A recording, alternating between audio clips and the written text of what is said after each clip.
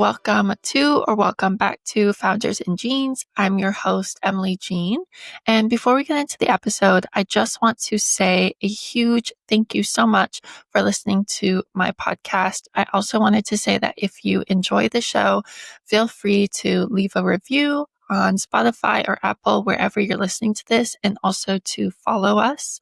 You can follow us on Spotify, of course. You can follow us on Instagram at Founders in Jeans. You can also find me on Instagram at emily.jeans, or you can look me up on LinkedIn. I'm always happy to connect with people on there, and I have a lot of good conversations from listeners. Also, you can always leave a bad review for us. I'm totally fine with that. And in fact, I think that's exciting. I would love to know what we can do to improve. So you can also leave comments below and let me know what you enjoyed, what you didn't enjoy. I actually do read every single one. We also have a newsletter that comes out once a week, so you can get all the updates from us. We also put in some weekly business and marketing updates in there, as well as some personal notes from me. You can subscribe to that on my LinkedIn, also through the Instagram and in the show notes below. Anyways, that is all from me. I'm so excited for you to listen to this episode. I hope it's a good one, and I'll chat to you soon. Okay. Charity Brown, welcome to Founders in Jeans. I am so excited to chat to you today. Before we get started, for people who have not heard of you yet, can you give a little bit of a background about yourself? Yeah, thank you, Emily, so much for having me, and hello to your audience. Yes, I'm Charity Brown, the creator of Create Clarity with Charity, podcast and book. I'm the founder of the 4Ps method, the Happy CEO, and I've been doing consulting and coaching for the last 15 years. I'm a fractional CFO by trade. I was a corporate executive for a long time. And then I started my agency, now Answer Group, and started doing accelerator groups and my podcast. So here we are. Perfect. And I love having a fellow podcast host on the podcast too. It doesn't happen that often, and I'm always excited to chat with people and hear their different insights. So yeah, I would love to kind of go back in time. So you just listed a lot of different things for me. Obviously, 15 years of coaching is no small feat. But why don't you take me back to your first year, getting into that? What was the transition like, and what was kind of the desire to begin?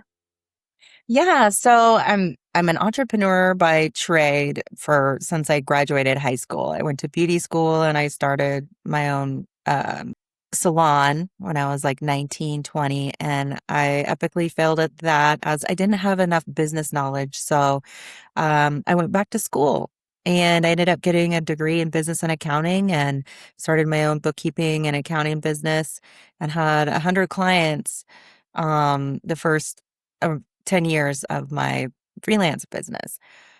During that time, I also owned some restaurants and it got really overwhelming. So I sold those and then moved to Portland, Oregon and started my professional career as a fractional CFO and controller for corporate America. But my experience through corporate wasn't, all glitz and glam. It was actually very hard for me to transition from being an entrepreneur and then going to corporate and learning how to fit into the corporate box. Was very challenging as I had already experienced, the freedom and abundance that being an agency owner or an entrepreneur had. It was very stressful for me. I stayed for about 10 years too long and I had to plot my escape because during that time I also was having my midlife crisis, I guess you could say, where I pretty much just was burnt out, overwhelmed, frustrated, and really felt like I had lost my voice and my footing as a business owner. So I had to make some hard decisions. And I was about 38 then, and this is almost 12 years ago. And I needed some help into kind of reigniting that fire. So I hired some coaches. Sam Evans from consulting.com helped me start Now Answer Group. And I got some confidence coaching and communication coaching and branding coaching. And I just started reinventing my business. So I think when people are inundated with the idea of coaches a little bit now, which is really sad to me because I think the idea of a coach is expands beyond kind of what somebody else can give you, even if it's just coming from a place of placebo effect, like you feel like you are being guided and it's nice to have somebody else to talk to. What is your opinion? I'm sure you've seen so many trends come, and there's kind of this coaching guru meme that's made fun of online. What is Mhm. your take on that? And can you walk me through why you think people feel that way now? Yeah. Well, I mean, back in the day when I first got coaching, Tony Robbins was the only coach. He's like the ultimate guru, right? Do the Firewalker conventions and, business mastery and things like that. And so I did one of his coaching workshops that was like 3 days long in San Francisco at the Hyatt in like 1997, I think. 1999 maybe, or 97. And that was a long time ago, but he was literally the only coach, but he's like the best coach. Like I still use all of his, um, you know, tricks of the trade, so to speak, his teachings, changing your physiology, really thinking positive mindset, scripting and dialing into your vision. And, so I came from having one of the best coaches and then watching it evolve. So even like, let's say 7 or 8 years ago, there weren't very many coaches. It's a huge trend now. And there's just so many fakes and phonies out there, and a lot of them have imposter syndrome. So it just bleeds through, their work. And it's hard to know when you're getting a coach that's qualified, that has a framework, that's certified, that's been in the field, that's successful, that really is delivering what they're teaching. And so that's the key is you want somebody, you can call a lot of people coaches because maybe they have mastered a skill or a trade in a certain field. And so they're qualified because they've been there. They've made it through the stumbling blocks. They know who the good resources are. They have an easier way to make profits or to get from A to Z. So yeah, I think that it's just a trend, like you were saying, and it sounds cool and people know that you can make, it's a lucrative living and you get your freedom. And if you don't have a product or a service in something else, it's easy to market yourself as a coach. So I want to ask a little bit about your frameworks too, because I do think what you said there about coaches having a successful framework or one that we know works is kind of the bread and butter and that can really set people apart. And I know you have come up with some amazing frameworks. So can you walk me through a little bit?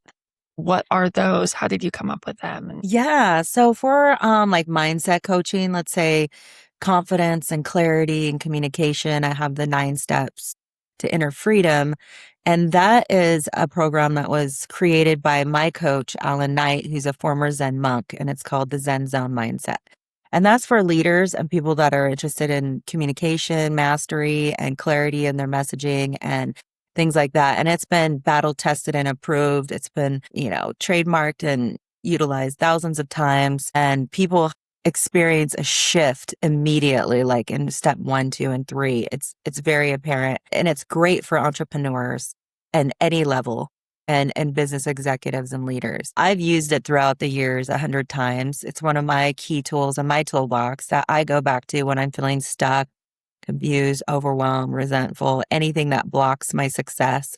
I can use these 9 steps to get closer to my goal faster and to shift out of, you know, feeling stuck or hitting that glass ceiling. The 4 Ps framework with the Happy CEO is for entrepreneurs, solopreneurs, and leaders that are wanting to scale their business with expert branding and planning tools along with mindset. And it has 4 Ps: power, planning, positioning, and profits.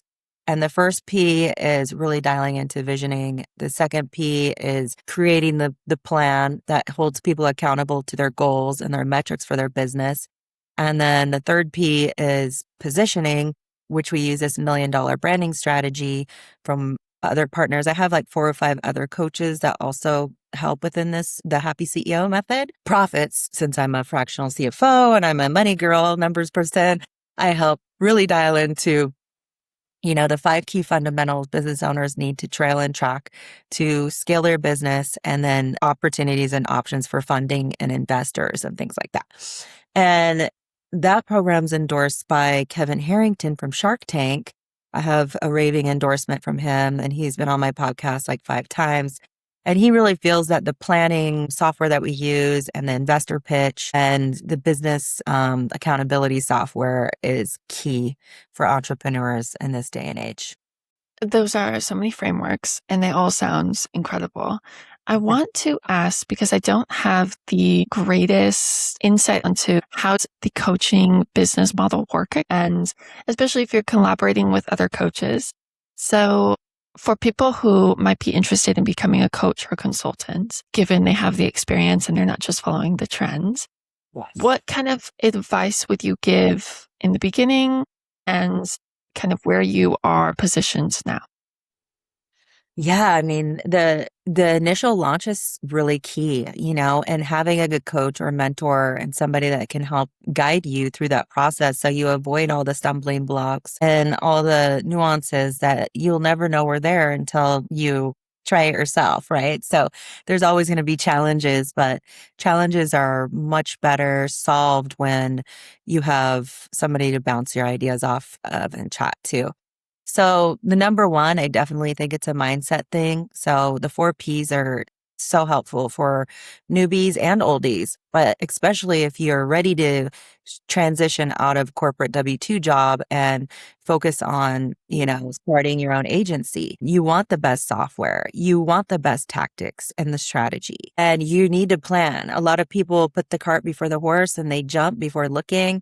And it's like really important to have the vision of what success looks like to you, really dialing into the key fundamentals, like who your client avatar is, what your minimum monthly revenue needs to be, who you're going to delegate certain things to, and all the mechanics of a working business to be compliant, and to have your EIN number and to have your bank account, have your merchant pay, and have everything win from the forefront.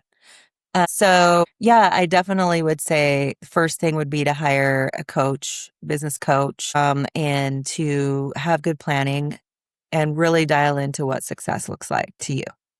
And when you say business coach, I know there's such like a broad range of business coaches out there. What should I be looking for to know that somebody is an effective leader or able to really help me create real change in my business? Yeah, well, I mean, testimonials are number one. Always having people that have worked with that person is key, and reading the reviews on their LinkedIn and watching the video testimonials on the website. Vetting them is very important because I think it's probably 1 out of 10 now that's probably effective and has a good strategy that's been bulletproof tested and approved. Definitely want to look for somebody who has some authority in the space and what you're trying to do.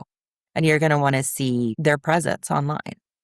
I want to change gears a little bit and I want to talk about you've done a great job of cultivating a personal brand for yourself and brand identity. Has that been a streamlined process for you? What's your opinion on niching down or niching out?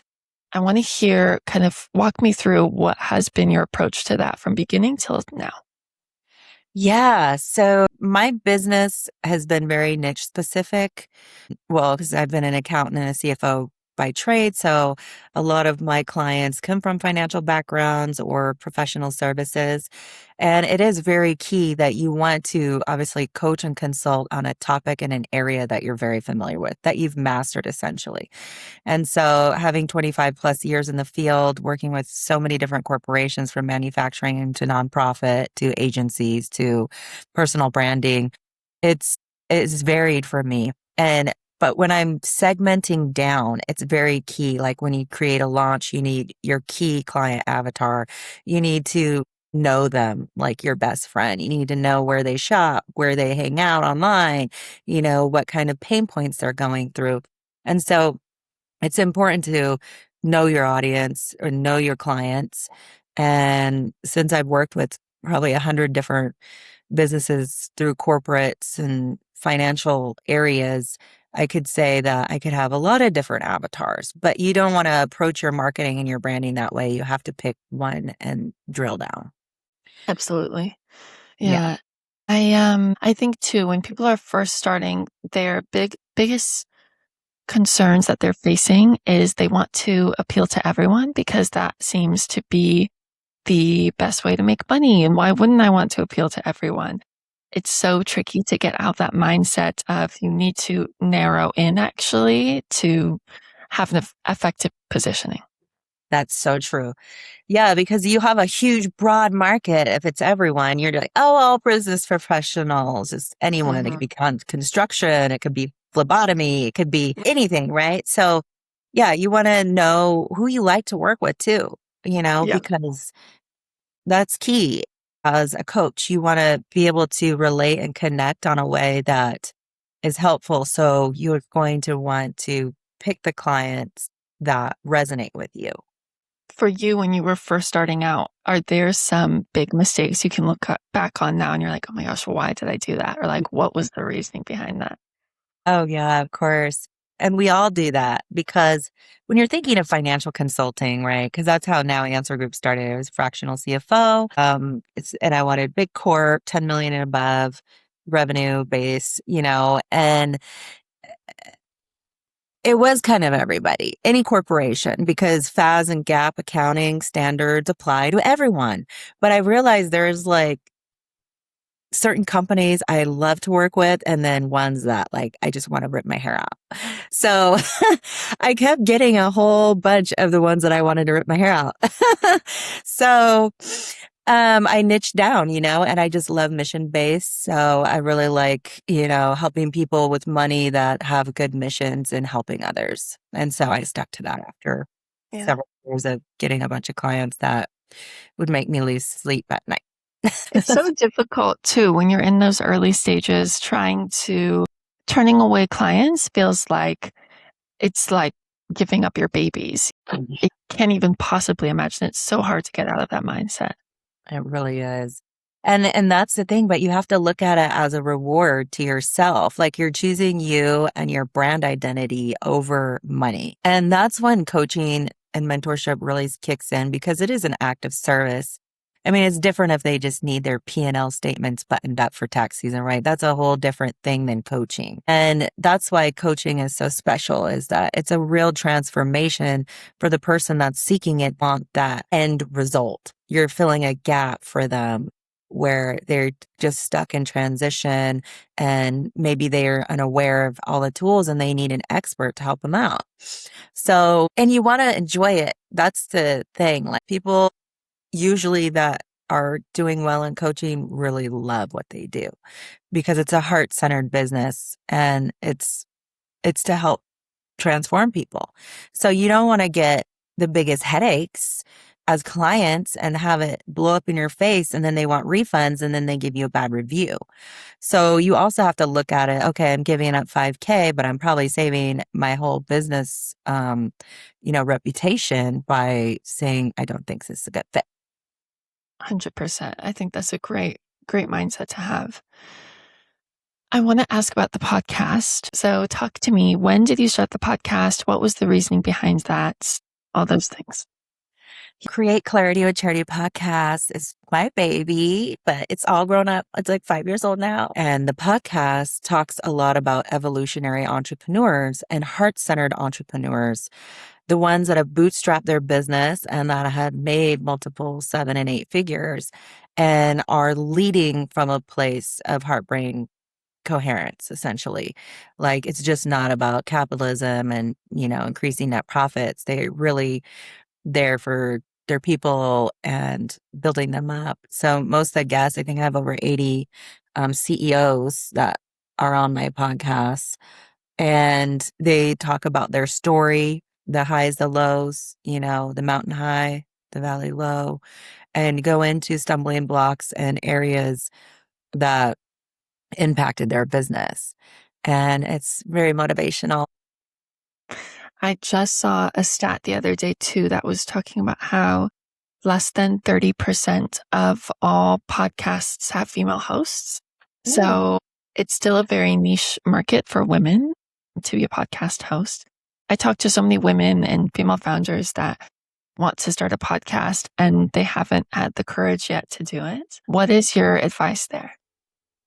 Well, for one, they need to do the 9 steps to communication mastery and confidence and clarity, because podcasters really have to have that vision and be very confident speakers and feel comfortable in all kinds of situations. You know how hard it is to align everyone and schedule everyone and do all the editing and, doing the publications and follow through and promoting them. But the truth of it is the host is the one who's the producer. So you have to step into that role and, have the confidence to do it. And it's no easy feat. So I think that the 9 steps to inner freedom and really dialing into vision and confidence, mastery, and communication, because you have to come out with that. I'm the expert and I'm interviewing experts and take the lead role. So I definitely think getting a coach and doing a program to help with communication and confidence. Yeah, absolutely. I have one more question before we wrap up. Oh. So, what is your favorite book, podcast, course, resource, anything like that that you can recommend to budding entrepreneurs? Wow, there's so many. My favorite book, I would say, well, it's because I'm a financial person, but I think everyone in business needs to read Robert Kiyosaki's Rich Dad, Poor Dad. His books are very insightful. Also, the podcast of Mel Robbins, I love her. She's so motivational. And the Let Them theory is so awesome and it helps with confidence and clarity. But of course, I think the 4Ps method and the Happy CEO method is competitive to that now in this day and age because we have so many amazing AI tools and the AI Clarity Network to create the content, the websites, the articles, the branding, and all that good stuff. Great. I love those recommendations. And we get Rich Dad, Poor Dad very often on the podcast, and that's how I know it's a good recommendation. Well, thank you so much for coming on the podcast, Charity. It's been so nice to chat to you. Where can people find you? Where can they follow you? Yeah, Charity Brown Biz, B-I-Z. And that's my website as well, charitybrown.biz. My Instagram, my YouTube. There's a bunch of free stuff on my website, free downloads of my book, Ignite Limitless Success. It's great for people transitioning out of corporate into entrepreneurship, and it's free. So you can download it there. Perfect. Well, then thank you so much for coming on. And all of that will be linked in the show notes as well. But yeah, this has been a great episode. I'm so excited for people to hear this. Thank you, Emily. And thank you, audience. Have a beautiful day.